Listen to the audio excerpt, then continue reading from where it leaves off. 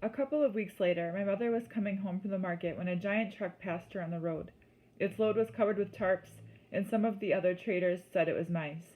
They're taking it to the government store in Chemama, someone told her. When my mother got home, she called me over and explained the news.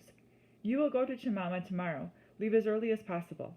Chemama was 12 miles away, so of course I grumbled. Are you sure it was maize and not fertilizer? Because I heard that. Are you listening to me, boy? My mother snapped. She did not like her children talking back, especially not now. You go tomorrow. If my mother was right, it was great news. It meant the government had found surplus maize, perhaps from Tanzania, and would sell it for a discount. With prices climbing higher and higher in the market, it was the only way we could get ahead. The next morning I awoke at 5 a.m. and set off on my bicycle for Chemama. An empty flour sack fluttered from my handlebars. As I rattled down the narrow dirt roads, I noticed many others carrying the same. Chemama? I asked them. Eh, they replied, nodding. The government store was located in the central market. When I finally arrived, I saw the lines of people stretched from the door all the way down the road, longer than 2 soccer fields. One line was for men, while the other was for women and children. Each was getting longer by the minute, so I parked my bike against a fence and took my place among the men. A cool breeze blew from the lake and kept people in good spirits. But once the scorching sun rose in the sky, the hunger revealed itself in everyone.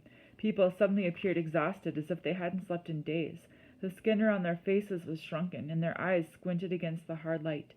It had probably been weeks since many had eaten a proper meal, and the government store was their last and only hope of survival. As the sun rose hotter, they grew more and more feeble. The man in front of me could hardly stay awake. His hands were trembling as if he were cold, and his breathing was heavy and loud. When the line started to move, he couldn't keep his balance and fell down. To my horror, no one helped him up, just simply stepped over him. In the next line, babies cried from hunger, and children tugged at their mothers' dresses. If there's one thing I'll remember most about that day in Chemama, it's the sound of crying babies. After several hours in line, people got restless and angry at the sun and at the people pressed all around whose starvation reeked of sour dregs. Angry at the government, at the dust, and at the very air that occupied the emptiness of their stomachs. As we inched closer and closer to the door, their impatience took control. People began to push. Someone shoved me so hard in the back that I grabbed hold of the man in front of me to keep from falling down.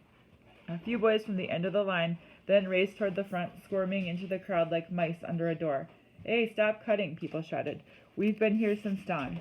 But they kept coming. Everyone knew that at some point the grain would run out, and no one wanted to be the loser left holding an empty sack. The more people cut in line, the more the others panicked. Suddenly, both lines surged toward the front doors at once.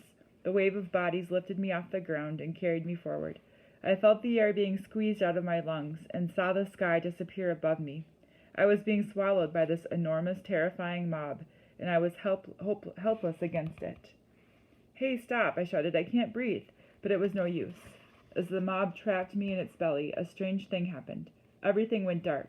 The screams and moaning of children fell away. The shouting vanished. I drifted in slow motion as if underwater.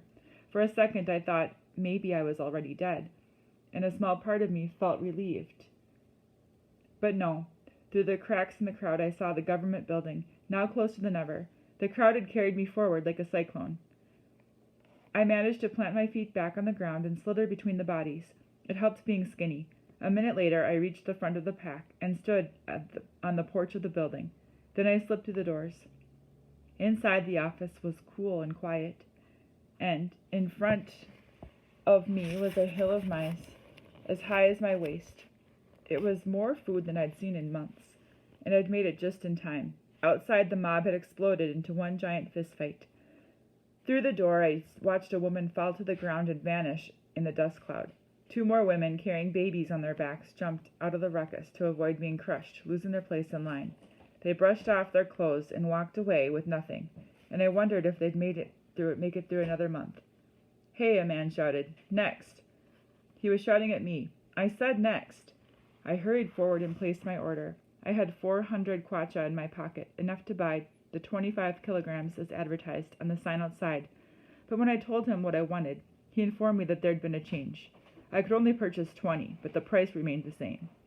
So how much do you want? he said, not even looking up from his ledger. 20. He gave me a ticket and pointed down the line, where several workers used metal pails to scoop the mice. They looked muscular and healthy, nothing like the people outside. The man who measured my mice then cheated me. He threw the bucket onto the scale so quickly that I couldn't see the weight, then emptied it into my bag. Next, he screamed. But wait, I said, he wheeled around. If you don't like it, you can leave it here. There are plenty of people behind you. Next. With little choice, I handed him my money, grabbed my sack, and ran for the door. Despite being robbed, I felt a rush of excitement to be holding so much food, though it quickly turned to fear once I stepped back out into the mob. A man ran toward me, shouting, "I'll give you 500 for that." Another pushed him aside. "No, boy, I'll give you 600. I pretended not to hear. I strapped the mice to my bike as fast as I could and sped away. Once I reached the road, I didn't stop pedaling until I saw my family's house. As I rolled into the courtyard, my mother and sisters greeted me like a hero.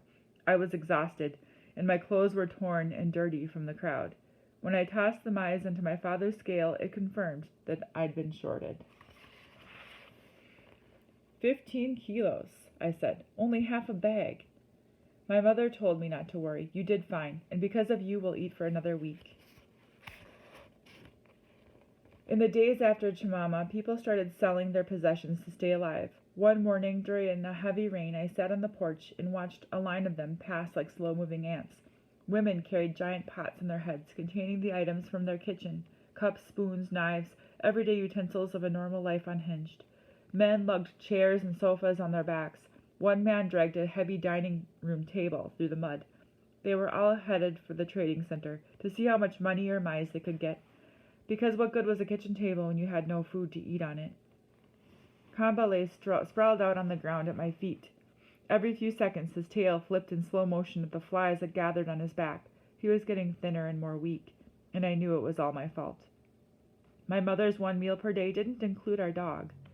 The only way Kamba ate was if I shared my portion, and most days I was so hungry that I ate it all without thinking. Lately, in the middle of the night, his groans of hunger had roused me from my sleep, and I'd stayed awake, burning with guilt. It was more difficult to even face him now. So once the rain let up that morning, I left him on the porch and followed the people to the trading center. He didn't try to follow. The hunger had transformed the town. Most of the shops, like Mr. Banda's, were now shuttered, and the market women had abandoned their stalls. The merchants now joined the multitude of starving people looking for food and selling their lives away. "Nuri Nadi Malola," a man called out. "I've got something to sell. How about this radio? It's yours for a giveaway price." One man sold the iron sheets from his roof for a cup of flour. A nice straw roof could fetch half a cup. "What good is a roof when you're dead?" he asked. A few of the businessmen, like Mr. Mangochi, bought their neighbors' furniture and later gave it back. But the truth was that most people had no money to buy anything. They simply shook their heads and walked away. Inside the maize mill, a crowd of desperate children gathered around the machine. When the rare woman came to grind a pail of maize, they watched the flour cloud rise from the bucket with dancing eyes. As soon as the customer removed the pail from the spout, the children threw themselves onto the floor and wiped it clean. By mid-December, there was hardly any grain to mill anymore, and the building fell to silence.